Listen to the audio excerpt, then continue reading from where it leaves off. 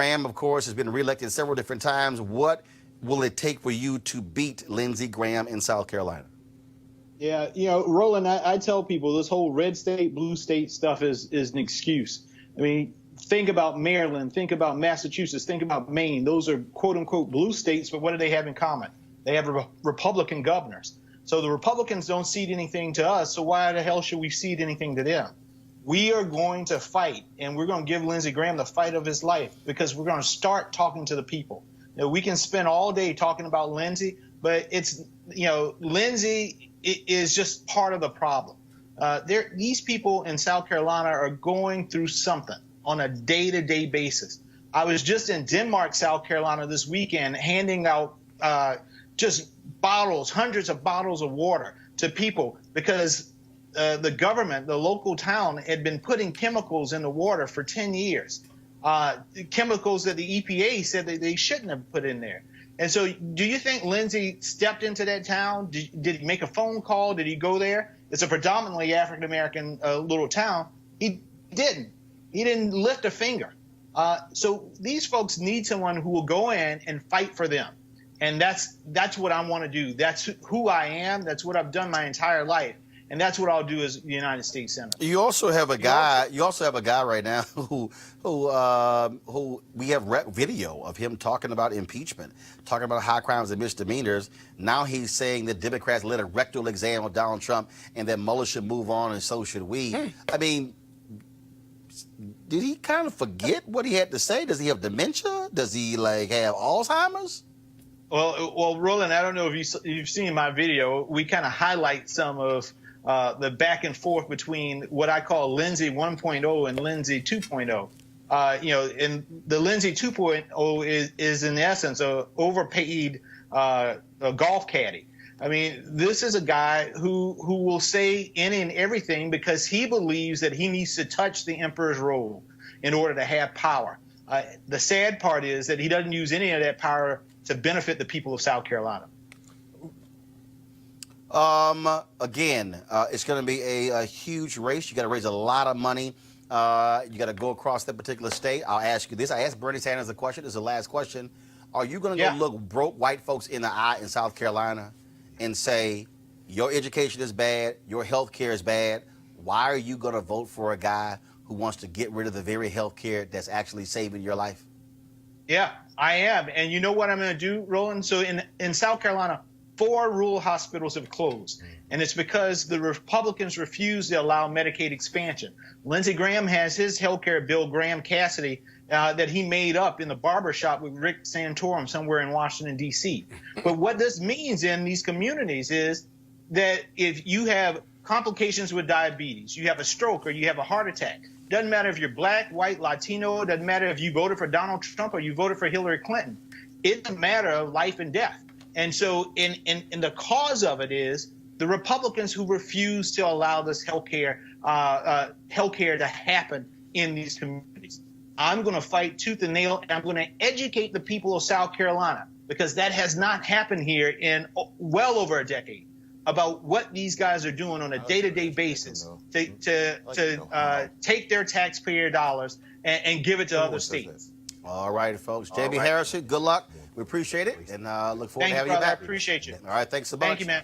All right, folks, got to go to a break right now. We come back at Roland Martin Unfiltered. We'll talk with Martellus about his new book. All of that, Roland Martin Unfiltered. Back in a moment. You want to check out Roland Martin Unfiltered? YouTube.com/Roland S. Martin. And subscribe to our YouTube channel. There's only one daily digital show out here that keeps it black and keep it real. It's Roland Martin Unfiltered. See that name right there? Roland Martin Unfiltered. Like, share, subscribe to our YouTube channel. That's youtube.com/Roland S. Martin. And don't forget to turn on your notifications so when we go live, you'll know it. Hey guys, they're back. MarijuanaStock.org has another great investment opportunity. If you were lucky enough to invest in their last crowdfunding campaign, you know they raised a lot of money in just a few months investing in legal marijuana farms. Those additional investors now own shares of a publicly traded company. They're on fire. Now, of course, many of you missed it the first time. Now you have a second shot. They have a new investment opportunity that is as good or, if not better, than the last time. I'm talking about industrial hemp CBD. For those who don't know, the hemp plant is the cousin to marijuana with a much higher concentration of CBD, which means hemp CBD gives you all of the medical benefits of marijuana without getting you high. Now, until recently, hemp farming was practically illegal in the United States and heavily regulated by the DEA. However, the 2018 Farm Bill recently passed in Congress, making it legal to grow hemp CBD in the U.S. and creating one of the largest commodities worldwide. They need land to grow all of the plants. This makes for an incredible investment opportunity, and that's where our good friends at 420 Real Estate come in. Their business model is simple. They buy land that supports hemp CBD grow operations and lease it to licensed hemp-paying tenants. Now, that's right. They are hemp CBD landlords, and you can get in on the action. You can invest in this crowdfunding campaign for as little as $200 up to $10,000. Like I said, you don't want to miss out. You should certainly join the folks who are investing. You can go to marijuanastock.org, marijuanastock.org, to get in the game, and you should do it now. All right, folks, let's talk about a book written by Martellus Bennett, who's on our panel here. Is a letter of encouragement to all the brown-skinned boys around the world who feel like sports are all that they have. He believes that the things that make these boys great on whatever playing surface they choose will make them great in life. And so let's talk about his book right now with Martellus. So first of all, where did the book idea come from? Well, I originally wrote this poem watching the Alton Sterling incident. I didn't really, usually when I get lost for words, I usually turn to my art, whether it's painting, I paint those moments, or I kind of paint the way I feel to translate, to communicate with the world what I'm going through. So I wrote this poem originally then because when I see Alton Sterling, I saw myself, saw my brother, that could be any of us, and I think that's a big thing about this world. For us, when we see things happening to black people, we realize that could be any one of us and anyone that we know. When the rest of the world sees that, they be like, oh, that's not you, you don't live there, or that couldn't be you in those situations. So that's when that's why I wrote the original poem. And it went, a lot of people loved it, and I put it online, and people were reading it to their kids. And I'm an experienced guy. I write children's book because I like to create moments for families to come together, because as a children's book, you just don't hand it to your little kid and be like, hey, go read this and come back and give me a book report. You sit down and you read it to them, bedtime stories or whenever you want to read. So I like to create those moments. But mainly, in my company, I focus on creating escapism for black kids, because I think escapism is one of the things that we miss out on the most, because when you get to visit other worlds, fictitious worlds that were built, you come back a little change and realize your world doesn't have to be the way that it is. And we don't really get to experience escapism. We don't get Star Wars, we don't get Hogwarts, we don't get all these other places that exist in the world. So that's how I come out make these things. But Dear Black Boy, to make a Dear Black Boy, I believe that the children are the landscapers of our tomorrow. Yes, sir. So for me, I try to pave the way. I want to shape the world, what the world's going to be like that my daughter's going to live in the future. So a lot of the times when I'm working with kids and kids who look like me, look like her dad, and things like that, so that I could see the change happening as I go. So I felt like as a black man, people probably ask you, what sport do you play when they meet you? They don't really ask you what you're interested in and what you're doing or who you are. Which pisses me off! How many professional athletes do they ask?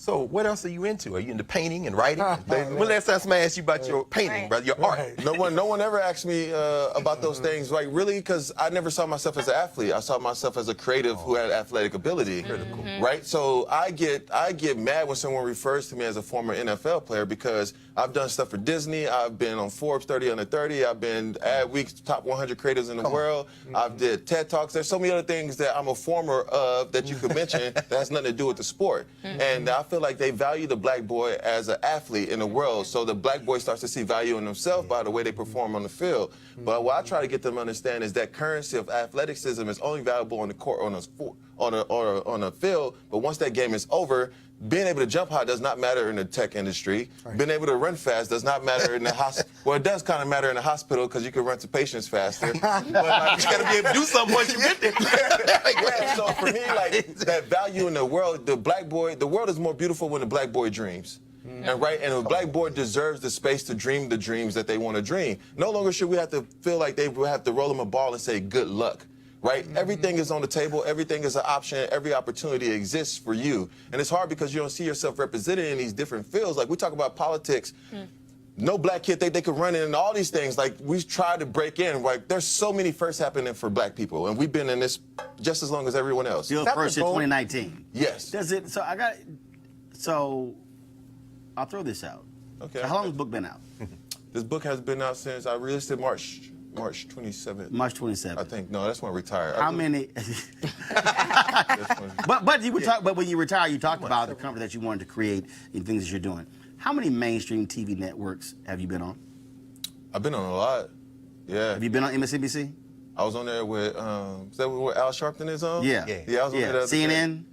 Yeah, I was on Fox there News? with Don. With Don. Yeah. See, He ain't know nobody's not black yet. ABC, NBC, CBS. The reason I'm saying that is because you're absolutely right in terms of how the narrative that is shaped. So the reason I say it, and it really does piss me off when people see me wearing Texas A&M stuff. Yeah. And they go, did you play ball? Yeah. And then I'm like, no. Then the second question is, are you a coach? Yeah. Then the third question is, are you a fan? Yeah. I'm like, when you gonna get to the graduate part? Right. Yeah, right, exactly. And it really does piss me off because, and what other people will say, man, why you get all upset? I'm like, because what you're doing is you're saying that the only way you could have gone to a Texas A&M is if you played football. The broader point, which I think the point that you're making, is that this world has to see us as more than just mandingos. Yes, gladiators, entertainers. I feel like when you look at a black boy, you should see a dreamer, you should see a writer, you should see a scientist, you should see every possible thing in the world. So when you see a black boy, you shouldn't assume that they play sports. You should be like, hey, what are you guys interested in? What do you like? Okay, but in all fairness, let me just conceptually push back, right? Okay. You're an incredible athlete, your brother is. They see you on TV. You chose to play football. You chose to. Folks who don't know, his brother's Michael Bennett, Absolute also Michael Texas Bennett. A&M graduate, Right? And plays now. So you were a willing. So you were a willing prisoner of that athletic and NFL culture, and yet you do other things. I was not Aren't a prisoner. Hold on. Aren't you asking the public to a little more, to be more difficult and to go deeper into you when all they know, just from a big picture standpoint and PR standpoint, is you as a football player? No, I am not, because I was never, I am not a football player. I play football. That's not who I am. That's one thing I do. What's the difference? That's something I did. But it's a whole identity thing. Like, when they tie my identity to a sport, I have an issue with it because that's not who I am. That's something I did. And when they tie your identity... But that's how they No, know you. but wait. Well, that's how the fans know you. But here's the thing, Well, though. they know you as a football player. But I give them so many other opportunities to introduce them to other things that I do in the world. I have been creating and making things. Someone had to teach me how to play sports. No one had to teach me how to make things. Interesting. Right? So, like, for me, what I'm saying is, it's not playing sports is not a bad thing. It was my But side that's hustle. where your most exposure is. Well, it's my side They're hustle. not But exposed. No. Go unpack The that. talents aren't as exposed. Yeah, so football, so let me tell you, so football was my side hustle. Okay. Right? I used it as an opportunity to get to where I wanted to build. Come on. Right? So the fact is that I was never really a football player. I'm not a football guy. It's something I had to do to get to where I wanted to be. I understood that from the get-go, right? So when I wanted to go to school, what I want to do, I used it. The problem is most kids don't use the sport uses them. So therefore they get nothing out the sport. And there's a form of PTSD that happens when guys retire from the NFL or whatever sport they is because they lost their identity when their parents signed that waiver for them to play in Pee Wee football. So the whole thing of what I'm telling is grooming full human beings who are more than just athletes because that's just something that they do. But if I agree, But what it also does... with you. Hold on one second. I agree with all of that, right? But at the same time, isn't it unfair to criticize others who see you as an athlete and an NFL football player because that's their greatest exposure? But they that's would what assume, you're known for. The problem is they would assume I played in the NFL even if I didn't play in the NFL. Boom. Because I'm 6'7" black. Boom. Right? There you go. No, he's not. No, he's not. I was waiting for that. No, Hey, Roland, watch this. Play Scott, just because nobody ever asked you did you play ball, don't mean that they don't ask the rest. No, they don't. No, they don't. Hell no. But this is my agent. But look, this is very They asked you if your ass was a trainer. They ain't asked you if you were a damn player. Right. But let me say this to you, brother, because I think it's very important for us to understand. What you're doing now is finding your way into inventing something that we didn't need before this generation. This is really a result, we're talking about, Scott, of the post-desegregation era. Because if you think about, let's go back even to Paul Robeson, or before that to Major Taylor and these cats. If you were an athlete in our community, you were in black institutions, which means you were also good in athletics, but you were also good in academics. And a lot of these cats went out and built companies and became lawyers and doctors. Right. After the 60s, where you see desegregation, when they began to cherry pick black athletes and put them in these white schools, the thing got inverted. So this generation now, you have much more in common with a Bill Russell or a Paul Robeson, or, or an Althea Gibson, who was like that. Then you do, but what happened is now. I can agree. No. You had to invent it. You had to invent I it. agree with this But brother. wait a minute. Martellus, go ahead. Martellus, go ahead. Yeah, so what I'm saying is, like, there's, like, the thing is, like, when you limit a black boy to just thinking that sports is the only escape, right? There's so many kids who became doctors and lawyers this weekend that never got put on a pedestal, right? But the NFL, you see the draft, you see these kids. So you see people that you can relate to that make you believe, like, that's the thing that you could do. But once you don't see the doctors, you don't see the film directors, you don't see that stuff, but those people exist. That's right. But they have to be... Here's why. Here's why, Scott. Here's why. Stop yelling. No, here's why. It's a Because you're not discussion. listening. I'm Here's listening. why. I can't hear why. 'cause you're yelling. Here's why. Because when they do that, the problem is, to your point, when they see the person who is 6'7", who didn't play ball, they have now associated 6'7" and 250, 260, 270, 230 African-American, with male. oh, you play ball. Right. What you're saying is, no, y'all gonna look at me for me. Ask me what you do, which is the point I am making. So I don't want to hear somebody say, oh, Roland, you're built like a running back. I didn't play goddamn football. Okay? Never played football. But let me- So don't tell me I'm built like somebody when I'm not. Roland was the dude who, when Yates High School won a state championship, my ass was in the press box videotaping the game because I was at the Magna School of Communications. Right. I wasn't there to play ball. And if we don't push back on that, that means that when teachers see a boy who is 6 foot tall in the 8th grade, they're going to say, why don't you play ball? Why don't you play ball? Yeah. Unlike we had a brother who played football at Texas A&M who was not playing on an athletic scholarship. He was there on an academic scholarship because he was there to be an architect. And the coaches used to get pissed because, why you late? Because of the architecture project. But that's the issue, too, because now when black boys go to colleges, they go to these major universities, they push and discourage you to take on majors that take you away from the game. That's right. This has come to a problem of not bringing a whole human being. Like they say, what they usually do is say, they'll say school first, football second. No question. You see what I did right there? School first, football second. Hold on. Put the camera on Martellus. Put the camera. School first, football second. That's what they do. That's how they tell you. They show it to you. The whole idea is that when guys go to school, every black kid thinks that they're going to make it to the NFL. They're not. There's only 1,500 guys in the NFL. Come on, brother. 1,500. There's 100,000 And people. in the history, the number is even skewed. Right, no, but the point is, compared to only every year. Right. I mean, every year. Like, Exactly it, And, right. see, and what I have been trying to do, so you take as a brother right now. Folks ain't ever even heard of this brother. You heard of, who's the NBA commissioner? Al Silver. Adam Silver. Adam Silver, yeah. Oh, you talking about the young cat that's Who's going to Australia? who's the number 2? Oh, wow. Oh, it's a brother. Oh, my goodness. Yeah. Okay, you really gonna get your stuff revoked. Hold on. No, he a Kappa. He is, you're right. You don't even know. I see his face. You don't even know. You don't see his face. I do see his face. You don't even see his face. I see his face in You my don't even see his head. face. So here's my name. His name is Mark Tatum. That's it. Yeah, Mark Tatum. Of course Let me that's tell you it. about Mark I'm telling you that's who it is. So here's the point that I keep making. Here's the point that I keep making. Wow. Brothers, if y'all want to be in the NBA, be Mark Tatum.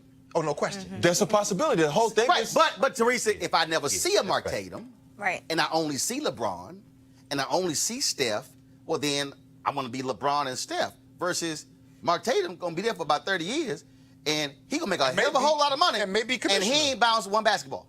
I think always it's the quick fix that they teach young boys. Like my nephew's 13 now, and and he's quite tall to be in 7th grade. So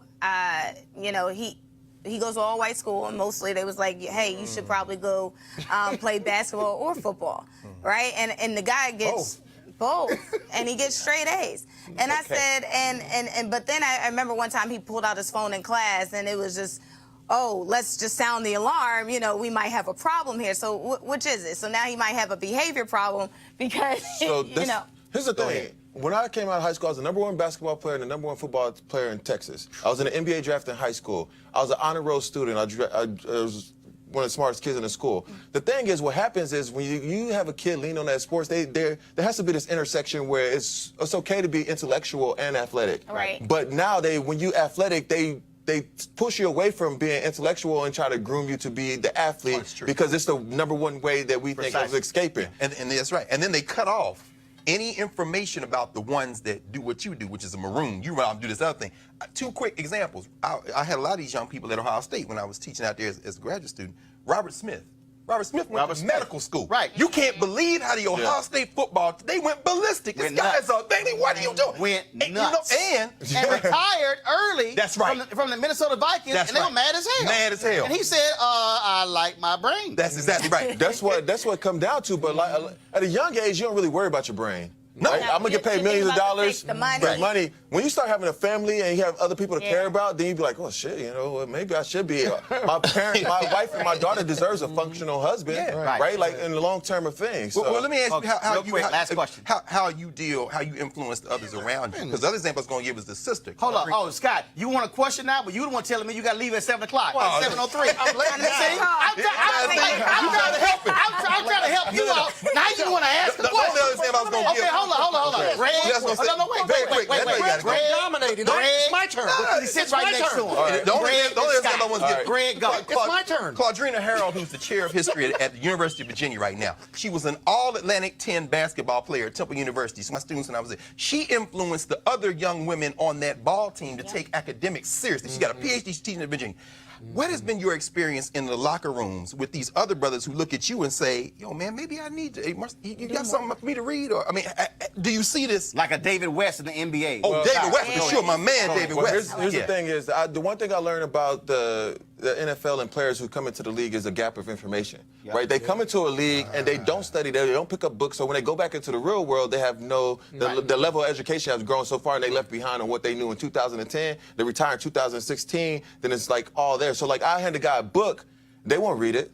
They don't they have no thirst. They never had a thirst for knowledge. Right. Very few of them will actually by design. So let me ask you this. They don't want smart. They don't want intelligent people. They want intelligent football players. So when they say a guy's smart, they're talking about his football IQ, not his intellectual IQ. Which is why Rosen, when he was in Arizona, one of the criticisms, even though he's white, it was like, he's too smart. Right. That's what knocked on me throughout the NFL. Really? I was a smart guy, and I was too smart. I had a coach tell me before a team meeting, come in and say, like, hey, Martellus, I'm gonna make some mistakes today. Can you hold your questions or anything? Oh no! Wait a minute. He didn't want you to shame him in the meeting because it's not shame. It's about getting the right information. No question. Right? I'm not. If y'all lose, it's gonna be a fool. I don't think about it in a way of combating and having a rebuttal. It's like, no, coach. I'm a note taker, and I learned to be a note taker because I was playing for the New York Giants, and our offensive coordinator was Kevin Gilbride, and he used to chew your ass out if you mess up, right? So we had this one play, and Eli threw a lot of interceptions because he had to make these routes, right? But there was a play where we couldn't run a post against a quarters defense, whatever. I'm just getting a little deep, but because Hakeem Nicks was running a post on the backside. So in the meeting, he starts cursing at me, and he's yelling. So I'm going through my notebook. I go back to June 3rd. This was like September. Brother. So he's going on to something else. I'm flipping through my notebook. I get to June 3rd, and I'm like, hey, yo, coach, on June 3rd, you said we do not run a post if we have a post on the backside by the ex-receiver, and it's right here, and then he turned red, and Eli turned back to me. Eli was like this. My coach was like, hey, you got him. So I always like the information because I could perform the way I'm supposed to perform, and they'll throw shit on you when it's the rules that they taught you. Martellus, real quick question. Okay. How do we close the enlightenment gap? You're clearly enlightened. I can name a handful of athletes, whether I've represented them before or not, that clearly are enlightened, multifaceted, multi-talented, bright, capable, beyond football IQ. How do we close that enlightenment gap across the board with all athletes, African-American athletes? Yeah, I think in your opinion. I think it's about giving them the space to be who they want to become. Right? A lot of these guys are pushed into this direction, and they never really get to explore the world. So when you don't get to explore, you cannot discover, right? So a lot of these guys never discover things that they're interested in outside of the sport because they was never encouraged to explore things. So once you get to the NFL, this is all you ever wanted as a kid. Why would I explore any other avenue that could possibly, this is supposed to last forever, but then realize that the average career is 3.5 years. If you're lucky. I played for a decade, right? And I ain't planning on playing for a decade. I almost retired after my 3rd year. But they could study other stuff while they're in the NFL. But They should. That's the thing. It comes back to time. But why would I study when I never studied? I never created the habits of learning or gaining information or seeking information when information is always given to me, or I got to pass to be able to play at a high level. And then we also have to own up to the reality that when you also have family, who is also, what happened to me in L.A., happened in L.A., and the sister at KJ she said, had a photo of her son on the wall. And she said, that's my first rounder right there. I said, what? I said, what did you just say? That's my first rounder. I said, no, that ain't your first rounder. Why aren't you raising him to be the owner of the team? Yes. Yeah. And she had never, she said, oh my God. I said, why are you limiting what your son can do? You are seeing him as a first-round draft pick. When my nephew Chris, when we took him to the Texans game, after the game, we're there with the players and other family members, and so his son Wade Phillips. Yeah, I play with Wade. But Wade comes out. Wade comes out and he says, Chris, how you doing? What position you want to play? I said, oh no, I'm sorry, Wade. Here we go. No. Chris is being raised to be an owner. And Wade was probably like, that's great. Wade was like, wow. But I needed him to understand. Right. No, we ain't talking about linebacker, running back. And no disrespect to that, but I needed Wade to understand. Yeah. Here's the thing, though. This is what I like to call a social currency. Right? In our community, if a kid that has a great jump shot walks into the barbershop, we celebrate him. Great point. We put him up. If a kid who walks in as an honor roll student, they be like, oh, they'll come in like, that's the first round, he's going to be great. They don't come in with a kid who's an intellectual and be like, he's going to change the world. Come on, brother. He's going to start the next big tech company. They never encourage that way. That's right. But the athlete walks in, everyone's like, great game. Everyone shows up to support his game. No one goes to their spelling bees. No one goes to see the black kid that's doing the science fair, that's building the next tech robot or doing these things. So if you don't feel encouraged or empowered by your community, why would I stay in that field when my community celebrates this? Because every kid wants to be celebrated, and every kid deserves to be celebrated for what their genius is. Some kids are geniuses on the field. More kids are geniuses off the field. That's right. And they should feel like it's okay, and they should feel encouraged to dream the dreams that they dream. And it doesn't have to be, you don't have to play sports to feel like you're black. Which was why it was very interesting. It was very interesting when I graduated from Jack Yates. And to your point, we had a number of players who went on state championship football team, guys who ran track, and they had medals, UIL medals. Yeah.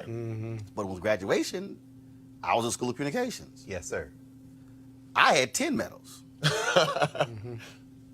Tops in television, tops in radio, tops in every single field. Was voted the best student whole School of Communications. They gave medals for that. Oh yes, we did. That's important. So that educators can do that. When that was graduation, the athletes had their medals. Right. Walked my ass across stage with my medals. And my deal was my jacket. We had Letterman's jackets. Academic For achievement. School of Communications. See, that's critical. Mine says R. Martin, Mr. TV. Mr. T. That's fire. The deal. Mr. TV. Because the other students, I shot everything. High school. They'd be like, here come Mr. TV. TV. Yeah. Then that's why we go now back to reunion. They're like, damn, he did exactly what he was doing. But the key is, the cats who play ball, to your point, they're retired. I'm still doing while I was there. Because it's forever. Because your mind is, There your you go. athletic ability is going to lose it. You're going to lose your athletic ability. And every ball is going to go flat. But your life does not have to flatline when that ball goes flat. You dropped about 5 phrases. That's why I want all of y'all. That's about 5 jewels. That's why I want all of y'all to get his book, Dear Black Boy. Where can they get it? Oh, they can get it on Amazon. Actually, I'm the publisher and the printer. Come on. I picked out the paper. No, but where can they get it where You get all of the money, not Amazon you can share. get it on the imaginationagency.com. Okay, so give it again. Theimaginationagency.com. Theimaginationagency.com. We'll tweet that out as well. Dear Black Boy, all of y'all should get your copy. We got to go, but I got to squeeze this one in because Martellus has never likely seen this segment. But we always have fun with this one. We done found another crazy-ass white person. No charcoal grills are allowed. I'm white. I got you, Pearl. Illegally selling water without a permit On my property. Whoa! Hey! You don't live here. I'm uncomfortable. All right, y'all. So a Starkville, Mississippi couple was enjoying a holiday barbecue over the weekend when a crazy-ass white woman pulls a gun on them. Here's the video. This lady literally just pulled a gun because we out here and didn't have reservations for a lake that we didn't even know we had to have reservation for. We didn't know. Like, the only thing you had to do was tell us. We didn't know, man. We didn't know. The only thing you had to do was tell us to leave. We would have left. You did not have to pull a gun. Well, I'm just telling you, you need to leave. We're leaving. Because it's under private ownership. Well, that's all you had to say. That's all you had to say. Y'all just can't be out here. Well, that's fine. ALA will not let you. They're the ones that have it. That's fine. All right, y'all. Her name is Ruby Howell, and she told the couple that they needed reservations to be at the park. Apparently, the company she works for, Campgrounds of America, they don't quite agree. Guess what? Her punk ass got fired. I keep telling y'all, right. keep recording white people doing this. Right. And what we should then do is go apply for her job. I'm telling you, Hopefully get the same rate. if the white people keep you getting know, fired, We should just make a documentary. We should make a documentary about crazy ass white people doing crazy ass Boy, shit. dude, this is turned into damn near a daily segment. It's so ridiculous that it doesn't even make sense. I think what happens is change happens when you. This is one thing I call this a Trump effect, right? When you have someone who has such a big stage and they promote racism, it makes the other racism feel like it's okay because now they feel like their views are supported by someone in the highest position. People walking around with guns because someone's at a park, Right. Right. Oh, you're at the park? What? First of all, I'm not even on your grass. I'm out here. I'm like, what is this? Like, they feel like they own everything. Yep. Right? You do not own everything. You do not own the space. You do not own us. Like, the whole thing with, like, even like women, you don't own women. You don't, all this shit just crazy. It's just. Privilege. This is real simple. Right. If more of y'all white people keep doing crazy stuff, We get y'all jobs. we gonna keep rolling the video, and if y'all keep getting fired, y'all could help end the black unemployment rate. So I encourage y'all to still keep acting a fool, and we're gonna keep showing y'all crazy ass white people right here on Roland Martin Unfiltered. Hey, I gotta go. Don't forget to support our Bring the Funk fan club. Every dollar you give goes to make this show possible. We are independent. Nobody owns us, not corporate. We can talk about what we want to talk about as long as we want to talk about it. We talk about black folk stuff. We're unapologetic when it comes to being black. You ain't gonna see Don Lemon wearing an African outfit on CNN. Not gonna happen. Oh, some of y'all might. Oh, just in case for some of y'all out there who want to be a hater, and some of y'all probably saying, well, you didn't wear one when you on CNN. Check your ass. Go see what happened when the Detroit NAACP had their Freedom Fund banquet and Reverend Jeremiah Wright spoke there in 2008. Go see who was on with Soledad and what was I wearing? The same African outfit, the white and gold was on the cover of my book, Listening to the Spirit Within. I'm just saying, don't try it because I got receipts. Go to RolandMartinUnfiltered.com and join our Bring the Funk fan club. Don't forget, all of you people, fan club members, you can get discount to books on my site, RolandSMartin.com. Of course, several different books. You already have the promo code. If you're okay, all y'all who use the Cash App, y'all didn't put your emails on the Cash App. That's why you have the promo code. Email me. We'll send y'all the promo code after we verify y'all paid. All right, we got to go. Y'all have an absolutely great day. I'll see you tomorrow. Holla!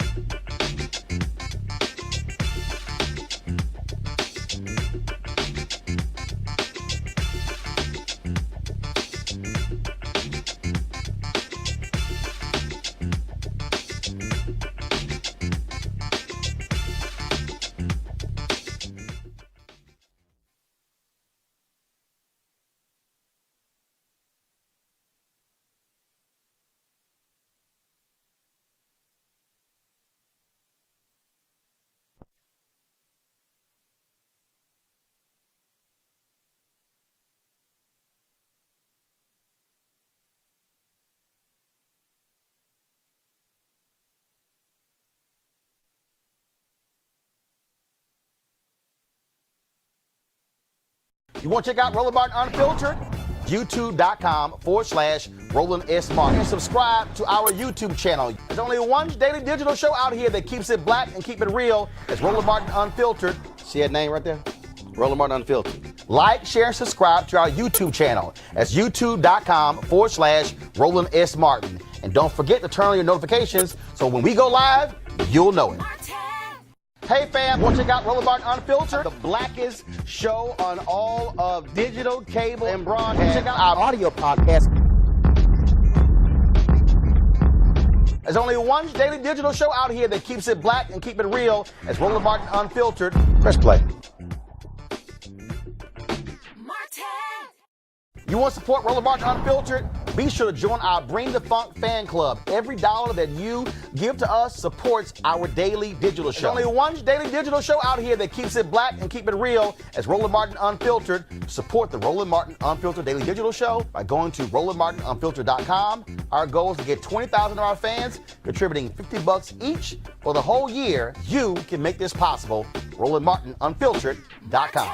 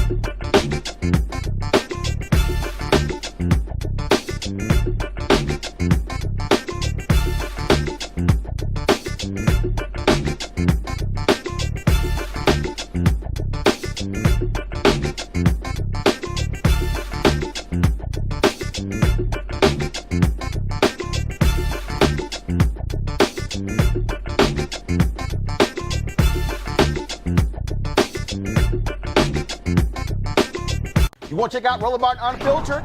YouTube.com/Roland S. Martin. And subscribe to our YouTube channel. There's only one daily digital show out here that keeps it black and keep it real. It's Roland Martin Unfiltered. See that name right there? Roland Martin Unfiltered. Like, share, and subscribe to our YouTube channel. That's YouTube.com/Roland S. Martin. And don't forget to turn on your notifications so when we go live, you'll know it. You want to support Roland Martin Unfiltered? Be sure to join our Bring the Funk fan club. Every dollar that you give to us supports our daily digital show. There's only one daily digital show out here that keeps it black and keep it real as Roland Martin Unfiltered. Support the Roland Martin Unfiltered Daily Digital Show by going to RolandMartinUnfiltered.com. Our goal is to get 20,000 of our fans contributing $50 each for the whole year. You can make this possible. RolandMartinUnfiltered.com. Hey fam, want to check out Roland Martin Unfiltered, the blackest show on all of digital, cable, and broadcast. Check out our audio podcast. There's only one daily digital show out here that keeps it black and keep it real as Roland Martin Unfiltered. Press play.